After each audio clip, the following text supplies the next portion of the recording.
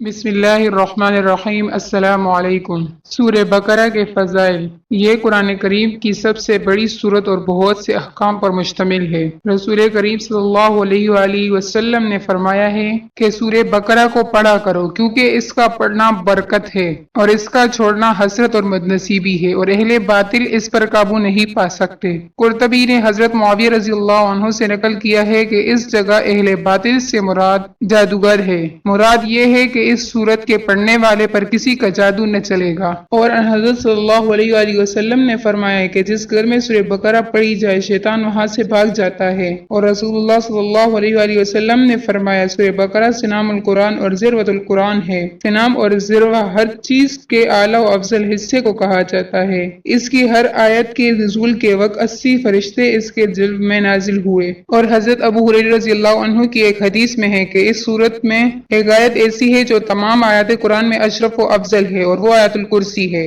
حضرت عبداللہ بن مسعود رضی اللہ عنہ نے فرمایا کہ سورہ بقرہ کی 10 آیتیں ایسی ہے کہ اگر کوئی شخص ان کو رات میں پڑھ لے تو اس رات کو جن شیطان گھر میں داخل نہ ہوگا، اور اس کو اور اس کے اہل عیال کو اس رات میں کوئی آفت و بیماری، رنج و غم وغیرہ ناگوار چیز پیش نہ آئے گی۔ اور اگر یہ آیتیں کسی مجنون پر پڑھی جائے تو اس کو افاقہ ہو جائے گا۔ وہ 10 آیتیں یہ ہے: 4 آیتیں شروع سورہ بقرہ کی، پھر 3 آیتیں درمیانی یعنی آیت الکرسی، اور اس کے بعد کی 2 آیتیں، پھر آخر سورہ بقرہ کی 3 آیتیں۔ اللہ حافظ۔